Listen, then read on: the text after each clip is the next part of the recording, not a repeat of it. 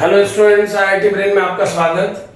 आज हम फिजिक्स में आई रोडो के प्रॉब्लम 3.23 पर डिस्कस करेंगे। सो आप एक बार पहले क्वेश्चन सुने। An infinitely long cylindrical surface of circular cross section is uniformly charged lengthwise with surface density sigma equal to sigma naught cos phi, where phi is the polar angle of the cylindrical coordinate system whose z-axis coincides with the axis of the given surface. The electric field strength vector on the z-axis is, यानी आपको उस cylinder के z-axis के किसी point पर electric field strength vector calculate करना है। तो पहले एक बार देखिए सिचुएशन को इस फिगर में। ये एक सिलेंडर का फ्रंट व्यू है, यानी इस सिलेंडर को किसी पॉइंट पर कट करके अगर हम फ्रंट से देखें तो फ्रंट से ये सिलेंडर कुछ इस तरीके का दिखाई देगा। ये इस सिलेंडर का सेंटर है और इस सिलेंडर के सरफेस पर पोलर एंगल के accordingly density, surface charge density very कर रही है। इसका मतलब ये है कि अगर मैं एक्स एक्सिस को फाई को मेजर करने के लिए लाइन डिसाइड करूं तो इस लाइन से 5 डिग्री एंगल घूमने के बाद जब आप इस सरफेस के किसी पॉइंट पर पहुंचेंगे तो इस रीजन पर जो सरफेस है उसकी surface charge density sigma equal to sigma not cos phi से दी जा रही है। अब चूंकि इस फॉर्मूले में आने वाला फाई एक वेरिएबल है जिसका वैल्यू एक्स एक्सिस से डिफरेंट पोजीशंस के लिए डिफरेंट होगा अगर हम एक्स एक्सिस से मेजर करें। सो ये पता लगता है कि इस सरफेस के डिफरेंट लोकेशंस पर सरफेस चार्ज डेंसिटी डिफरेंट है और फाई के अकॉर्डिंगली चेंज हो रही है। लेकिन अगर हम इस सिलेंडर के लेंथ वाइज बात करें, अगर हम इस सिलेंडर की थ्रू आउट लेंथ में बात करें तो किसी एक फाई के लिए थ्रू आउट लेंथ इनफाइनाइट से इनफाइनाइट तक इस सिलेंडर की चार्ज डेंसिटी सेम है। यही वजह है कि स्टेट किया गया है कि infinitely long cylindrical surface is charged length wise uniformly. इसका मतलब एक लेंथ अगर आप कंसीडर करें तो उस लेंथ में चार्ज थ्रू आउट कांस्टेंट है, लेकिन किसी किसी फाई की वैल्यू को चेंज करके किसी दूसरे फाई पर बात करें तो उस रीजन पर चार्ज डेंसिटी पहले रीजन की चार्ज डेंसिटी से डिफरेंट होगी, बट वो भी length wise through out constant होगी। यानी हर पोजीशन पर लेंथ वाइज कंसीडर करने पर आपको एक इनफाइनाइट लेंथ का वायर मिलेगा जिसकी चार्ज डेंसिटी यूनिफॉर्म है और जो किसी दूसरे कंसीडर्ड वायर की चार्ज डेंसिटी से मैच नहीं करेगी। सो बहुत सारे वायर्स इमेजिन किए जा सकते हैं इनफाइनाइट लेंथ के, जो कि फाई की डिफरेंट वैल्यूज के लिए डिफरेंट पोजीशंस पर प्लेस है। तो अगर इनमें से किसी एक वायर का इलेक्ट्रिक फील्ड इस एक्सिस के, जिसे जेड एक्सिस मान रहा हूं मैं यहां पर, इसे एक्स एक्सिस कंसीडर किया गया है, इस डायरेक्शन को हम वाई एक्सिस कंसीडर कर लेते हैं प्लेन ऑफ द बोर्ड पे। सो इसके परपेंडिकुलर जो सिलेंडर का एक्सिस होगा उसे जेड एक्सिस कंसीडर किया जाएगा। So Z axis away from the board है। इस जेड एक्सिस में किसी पॉइंट पर इलेक्ट्रिक फील्ड कैलकुलेट करना है तो मान लेते हैं कि ओ ही वो पॉइंट है जिस पॉइंट पर इलेक्ट्रिक फील्ड कैलकुलेट किया जाना है। यहां पर ध्यान दें, क्योंकि जिस सिलेंडर पर डिस्कशन चल रहा है वो इनफाइनाइट लेंथ का है, तो इस एक्सिस में ओ की लोकेशन कहां पर होगी ये बात मैटर नहीं करती है, क्योंकि किसी भी लोकेशन पर ओ सिलेंडर के रिस्पेक्ट में सिमेट्रिक ही होगा, यानी उस पॉइंट के दोनों तरफ सिलेंडर की लेंथ सेम ही होगी। सो किसी भी पॉइंट के दोनों तरफ कंसीडर किए गए इनफाइनाइट वायर की लेंथ भी इनफाइनाइट ही होगी। सो अगर मैं फाई एंगल पर बने डी फाई एंगुलर थिकनेस के एक छोटे से सरफेस की बात करूं तो इस सरफेस पर सरफेस चार्ज डेंसिटी के अकॉर्डिंगली जो नेट चार्ज आएगा, अगर मैं यहां के सिलेंडर पर net charge per unit length की बात करूं तो यहां पर बनाए गए सिलेंडर के सरफेस पर अगर मैं एल लेंथ के लिए लिखूं तो जो चार्ज होगा वो होगा सिग्मा नॉट कॉस फाई, जो कि सिग्मा की वैल्यू है, इनटू ये थिकनेस जो कि होगी आर डी फाई को कैलकुलेट करने के लिए angle equal to arc upon radius formula इस्तेमाल किया गया है। So sigma not cos phi into r d phi into अगर L length of the cylinder पे बात की जाए तो टोटल चार्ज का कंटेंट इतना होना चाहिए। लेकिन अगर मैं यहां पर कंसीडर किए गए इनफाइनाइट वायर में linear charge density lambda consider करूं तो लीनियर चार्ज डेंसिटी के अकॉर्डिंगली चार्ज का मैग्नीट्यूड लैम्डा इनटू L होना चाहिए। सो दोनों चार्जेस जो सिमिलर होने चाहिए उन्हें कंपेयर करने पर हमें लैम्डा की वैल्यू मिलती है sigma not r into cos phi d phi. यानी इतना लीनियर चार्ज डेंसिटी का चार्ज यहां पर कंसीडर किए गए एक इनफाइनाइट वायर में होना चाहिए। अब इस एक इनफाइनाइट वायर के कारण, यहां पर बने एक इनफाइनाइट वायर के कारण जो इलेक्ट्रिक फील्ड O पॉइंट पे डेवलप होगा उसका डायरेक्शन कुछ इस तरीके से होना चाहिए जैसा मैंने शो किया है। क्योंकि हम जानते हैं एक इनफाइनाइट वायर जिसके दोनों टर्मिनल इंफिनिटी पे होते हैं, उस इनफाइनाइट वायर के चलते किसी पॉइंट पर जो कि r डिस्टेंस पे है, जो इलेक्ट्रिक फील्ड का डायरेक्शन होता है वो अवे फ्रॉम द वायर होता है। यहां पर मैं अवे फ्रॉम द वायर को पॉजिटिव कंसीडर करके कह रहा हूं। वैसे भी फॉर्मूले में आने वाला लैम्डा नेगेटिव में कन्वर्ट हो जाएगा किसी नेगेटिवली चार्ज वायर के लिए। सो जो फॉर्मूला मैं लिखूंगा वो प्लस माइनस सभी केसेस कवर करता है। So plus infinity to minus infinity इस वायर के कारण r डिस्टेंस के किसी पॉइंट P पर बनने वाले इलेक्ट्रिक फील्ड को जिस फॉर्मूले से दिया जाता है वो है 2k lambda upon r with r cap direction. अब यहां पर अगर ये नेगेटिवली चार्ज वायर हो तो समझे कि लैम्डा माइनस लैम्डा में कन्वर्ट हो जाएगा, जो माइनस r कैप के साथ मिलके इसकी डायरेक्शन को रिवर्स कर देगा। सो 2k lambda by r into r cap formula her condition में किसी भी केस पर अप्लाई किया जा सकता है एक इनफाइनाइट वायर के लिए। यहां पर लैम्डा इस वायर की लीनियर चार्ज डेंसिटी है। सो जैसा अभी हमने डिस्कस किया कि इस रीजन की सरफेस चार्ज डेंसिटी की हेल्प से इस जगह पर बने इनफाइनाइट लेंथ के वायर की लीनियर चार्ज डेंसिटी इतनी होनी चाहिए। अब इस लीनियर चार्ज डेंसिटी के वायर के कारण O पॉइंट पर बनने वाले इलेक्ट्रिक फील्ड को जिस फॉर्मूले से दिया जा सकता है वो आपके सामने है। तो इस फॉर्मूले को यूज करने पर जो इलेक्ट्रिक फील्ड ये वायर डेवलप करेगा जिसका total charge density lambda naught r cos phi d phi है, उसकी वैल्यू होनी चाहिए dE वेक्टर एक छोटे से एलिमेंट के लिए बोला जा रहा है ताकि हम इसे पूरे सिलेंडर के लिए सम करके इस क्वेश्चन को सॉल्व कर सकें। So dE vector equal to 2k, k is 1 upon 4 pi epsilon naught in this problem and lambda is sigma naught r cos phi into d phi. This is 2k lambda divided by r. r का role radius play करेगा क्योंकि बने हुए किसी भी wire की उस point से जो परपेंडिकुलर डिस्टेंस है वो रेडियस है। So divided by r and direction will be, इस चित्र में अगर देखें तो इस एलिमेंट के कारण बनने वाली डायरेक्शन को हम शो कर सकते हैं जिस वेक्टर से, वो होना चाहिए cos phi minus i cap and sin phi minus j cap। So direction मैं इसमें शो कर देता हूं। सो डायरेक्शन यहां पर रखने के बाद ये कंप्लीट एक्सप्रेशन बन जाएगा 2k sigma not r cos phi d phi into minus cos phi i cap minus sin phi j cap। So vectorially इस कंप्लीट इलेक्ट्रिक फील्ड को ऐसे प्रेजेंट किया जा सकता है। और जैसा हम देख पा रहे हैं कि नेट इलेक्ट्रिक फील्ड कैलकुलेट करने के लिए हमें इस इलेक्ट्रिक फील्ड को फाई की 0 to 2 पाई रेंज में इंटीग्रेट करना होगा ताकि हर बने हुए इनफाइनाइट वायर को कवर किया जा सके और कंप्लीट सिलेंडर का नेट इलेक्ट्रिक फील्ड इस पोजीशन पे मिल जाए। सो आइए इसे कंप्लीट कर लेते हैं। अगर हम इंटीग्रेट करें दोनों तरफ तो नेट इलेक्ट्रिक फील्ड का वैल्यू मिलेगा E vector equal to 2k sigma not r cancel किया जा सकता है integration cos square phi d phi plus integration cos phi sin phi d phi।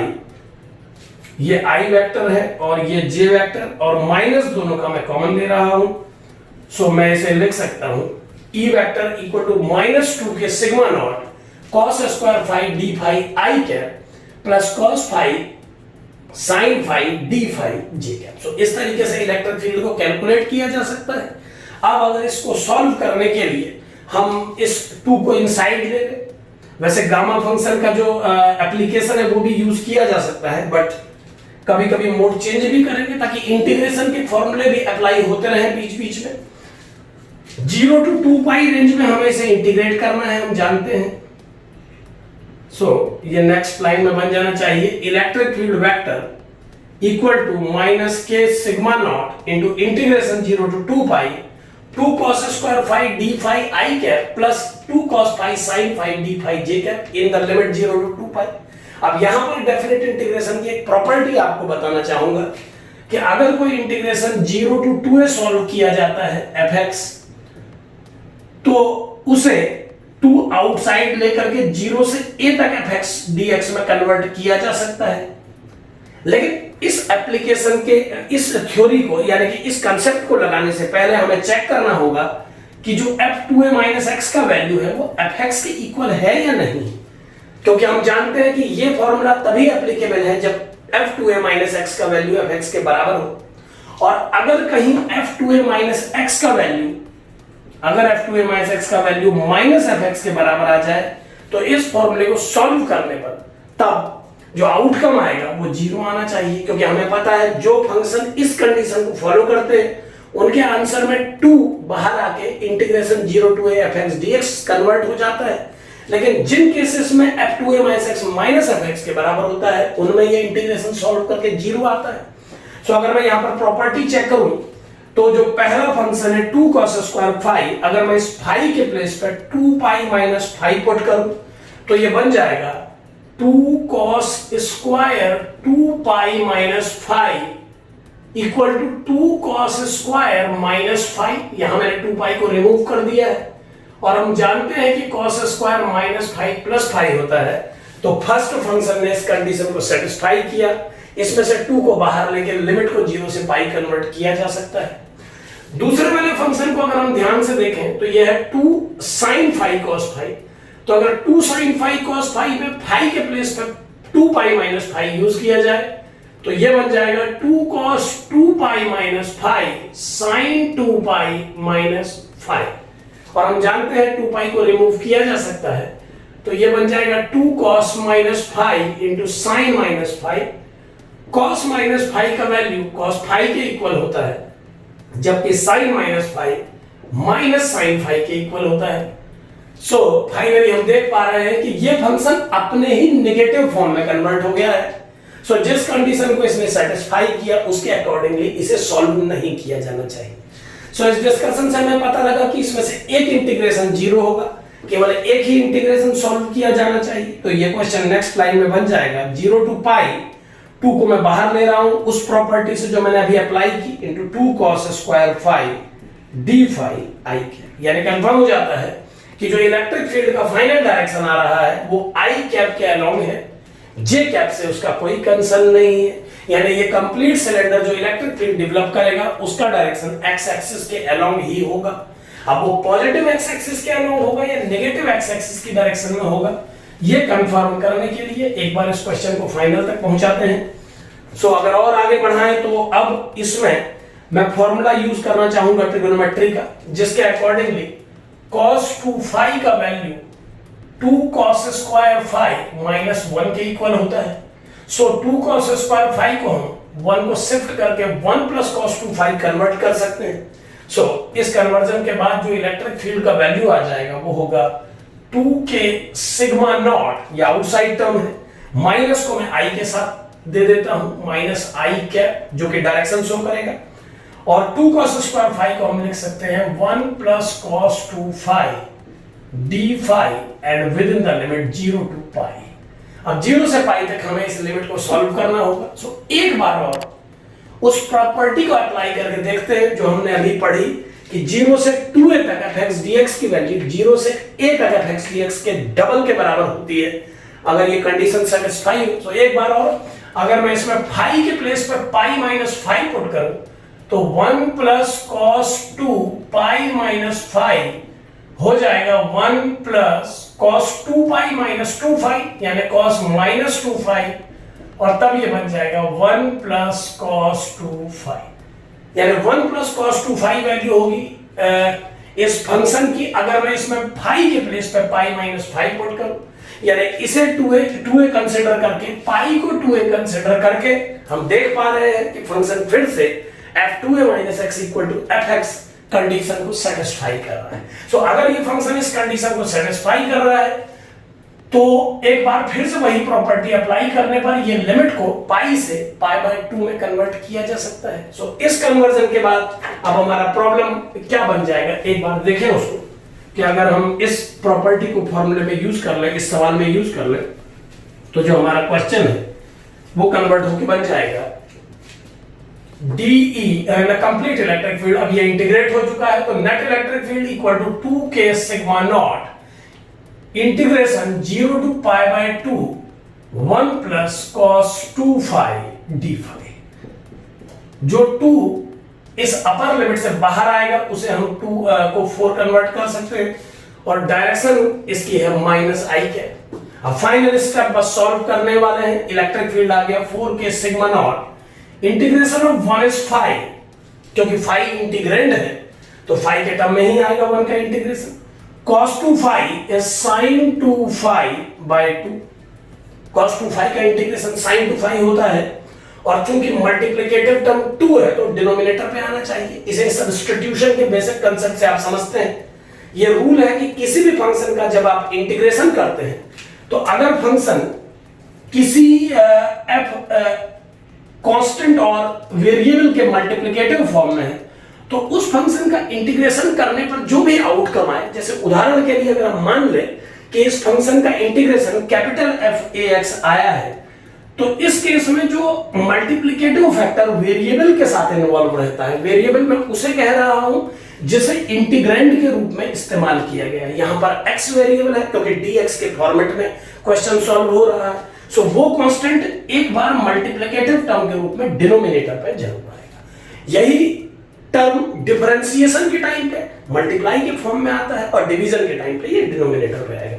सो अगर ये सवाल d/dx f(ax) होता तो a बाहर आके ये f'(ax) में कन्वर्ट होता है। यहां पर मैं ये मान के चल रहा हूं कि ये जो भी फंक्शन है इसका डिफरेंशिएशन f'(ax) है और इसका इंटीग्रेशन कैपिटल f(ax) है, यानी दो अलग अलग फंक्शन है।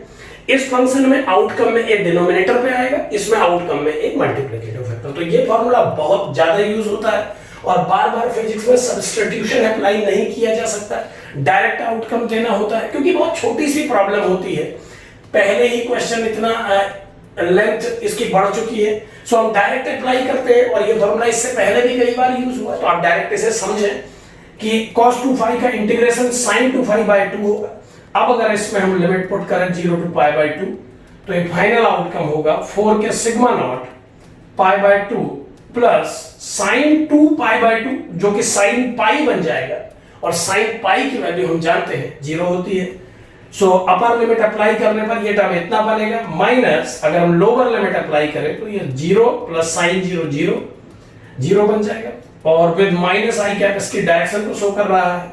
सो पूरा सॉल्व करने पर ये आ जाएगा 2k sigma naught pi into minus I cap, यानी इलेक्ट्रिक फील्ड का जो टोटल वैल्यू विद डायरेक्शन आया वो है 2k sigma naught pi minus I cap.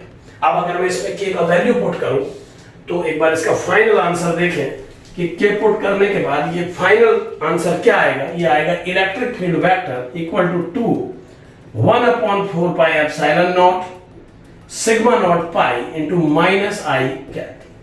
Pi और पाई कैंसिल होने के बाद 2 और 4 कैंसिल करके ये बन जाएगा sigma not upon 2 epsilon not into minus I cap. So finally इसका आंसर आ जाएगा sigma not upon 2 epsilon not minus I cap. का मतलब है कि फाई की वैल्यू जिस पोजीशन पर पाई के बराबर है, माइनस आई कैप का मतलब है negative direction of x axis, तो एक्स एक्सिस की नेगेटिव डायरेक्शन का मतलब है जहां पर फाई की वैल्यू पाई है।